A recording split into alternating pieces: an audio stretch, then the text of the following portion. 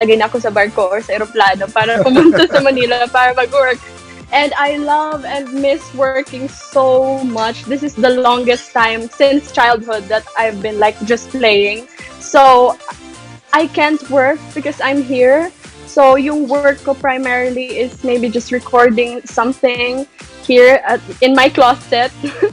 Pero I think that habang may pandemic pa, I'll be staying here. But it doesn't mean that that's a bad thing because there's so many good things about being here also. And it makes me grateful for a lot of stuff. Kasi hindi masyado napapag-usapan ito. But you moved from ABS-CBN to your management house right now is what, Kisses? I'm currently not being managed right now kasi medyo tumigil ako sa Showbiz, Tito Boy. Alright. Kasi nandito nga po ako sa Masbate and it would be very unfair to be managed when wala naman akong tinatanggap na work. Okay. Kasi andito po ako sa Masbate. So when I come back in Manila, definitely I will be coming back to work and going to be managed. Yes. But are you still studying? Balita mo sa amin yan, ha, Kisses? You Yes. have to call me. And Yes, Tito Boy. Okay. I'm sorry, Gretch, you Yes, were saying? Tito Boy. Kasi Tito Boy, to si Kisses, I believe she went back to studying accounting 2019. Are you still continuing that? Yes. I am currently still studying in DLSU at the Gretch Animo. And I am no longer taking up accounting because I realized that even though I like it so much, Tito Boy, kasi it's very challenging. I think I took it on when I was 15, 16, when I first came to college because I like the challenge, but not really because I love it so much. I just love doing numbers. But then I really like the course that I'm taking right now, and I love learning. For example, I just read this book from 1900s kasi meron ako nabasang book tungkol kay Fitzgerald. I think tungkol siya sa time nung may pandemic din sila kung ano yung pinag-iisipan nila doon. And I really like that.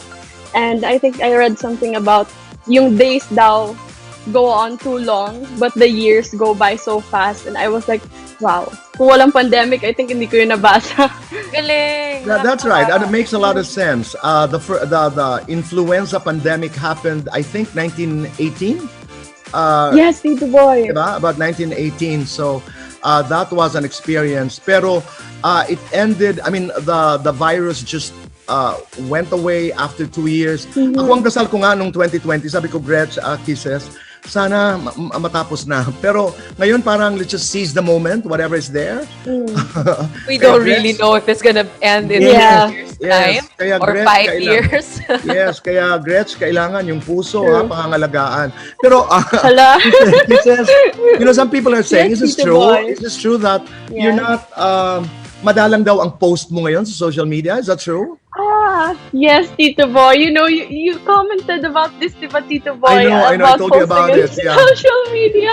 Pero I guess, Tito Boy, it's more about acceptance now. Kasi when I first came into Showbiz, I had to adjust to so many things. And then I'm like, go, go, go, because it's Showbiz. But now I'm like, I'll just do whatever I feel like doing. Kasi Tama. when there's harmony, when your mind, what you want to do in your mind and in your heart is exactly the same as the thing you're doing, then there's harmony and it's healthy for you, I think. Wow. Okay, from a 22-year-old dalaga, nakita mo na yan. Pero puntahan na natin, Gretch, yung International Beauty Pageant. May mga Oh my ugong, I mean, people have been talking about it. Are you really being recruited, invited to join? Let's be very frank about it. Miss Yes, World. Tito Boy. May mga naghihikayat ba sa'yo na sumali sa Miss World? Okay, Tito Boy. So ever since I was a little kid, kasi Tito Boy, nag-start ako mag-join ng pageants when I was 3. When I was 3 years old, nag-bikini na ako. So it has always been my passion. Diba, Ate Gretch? Like what you do, Tito Boy, like what you do. Parang sobrang malapit yung heart ko in pageantry kasi there's so much self-expression in pageantry. It's not about the heels or whatsoever. It takes so much discipline, and the girls also, you get to be inspired and learn so much from your fellow candidates in real life. Pero Tito Boy, okay, to answer your question, yes, I was recruited to join Miss World, Wow. and it's not. I didn't join Tito Boy, and it's not because I didn't want to join. Kung pwede lang, mag-join na ako. But there's so many factors So, right now that, Okay. yes, Anong Tito dahilan, Boy. Kisses? Why not? Tito Boy, like I said, marami akong hindi na-take on na projects because of the Okay. pandemic. I have to stay here in Masbate. But yeah, in the future, why not? Yeah, you're just 22. Ang dami pang panahon, di ba? Oo. Nakakatuwa Pero naman. Tito Boy, Oo. pag sumali ako ng pageant, naku, gusto ko talaga nasa front seat si Tito Boy. Oo. Wow. Saka tayo Pwede ba ako dalawa. sumama dyan? Oo. Ay, Magtatrabaho sige, Ate tayo. Gret. We'll work on the Q&A. No, it's amazing, Yes, Tito Boy, because absolutely. It would be a privilege.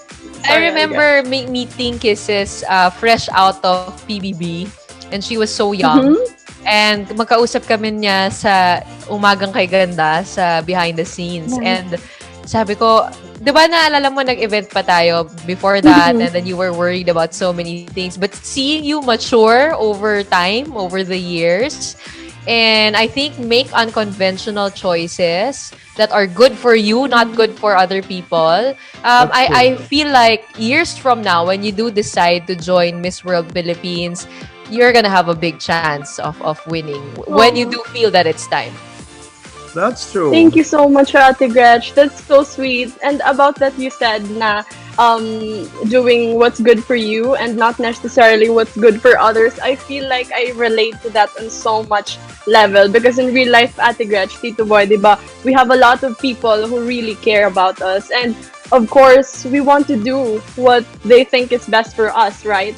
But that's not always what's best for us in real life because the only person that really knows us is ourselves, diba? So that's what I learned in this pandemic time, that you really have to do what's best for you because the only person that really knows you most is you.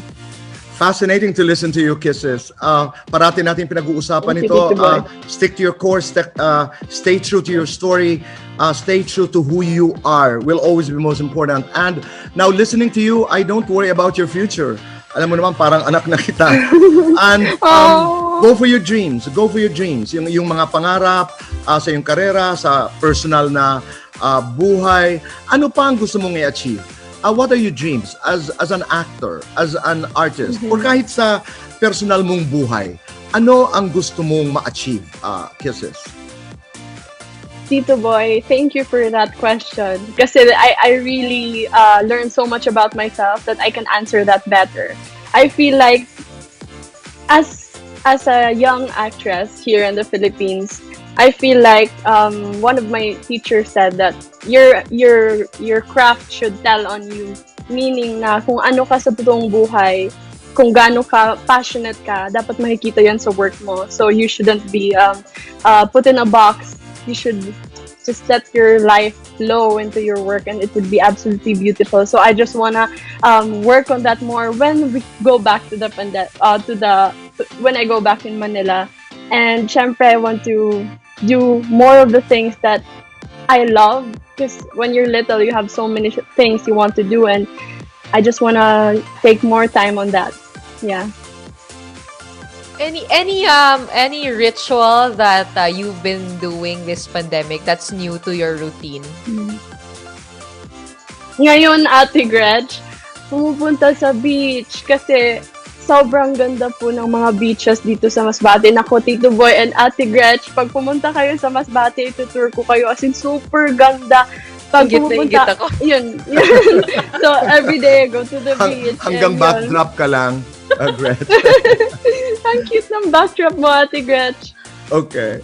Oo, and ako din ay inggit, pero may production design naman akong puti na parang nasa tracker lang. Di ba? Pero Gretch, tama yung ano, I mean, you've been talking about what you're doing in the pandemic and how you've been able to manage, live a life that is meaningful in the middle of the pandemic. At saka dapat nangangarap tayo ng malaki talaga, di ba? Yes. We dream big, Kisses. Di ba? Absolutely, Tito Boy. I love that.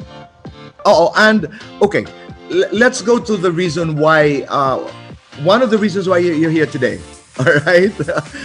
Okay. Talk Tito about Boy. Yes. about dreaming big in the context of why Kisses visited us today. Go ahead.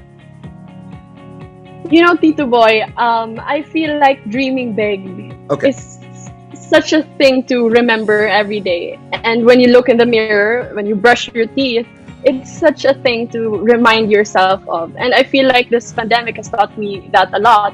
And syempre, it's been a challenging journey for me as a person, this pandemic. Pero yeah, one of the biggest things that I've learned is to continue to dream big. And I'm very positive that there's a really bright future ahead of us after this pandemic. I know. And how big is it to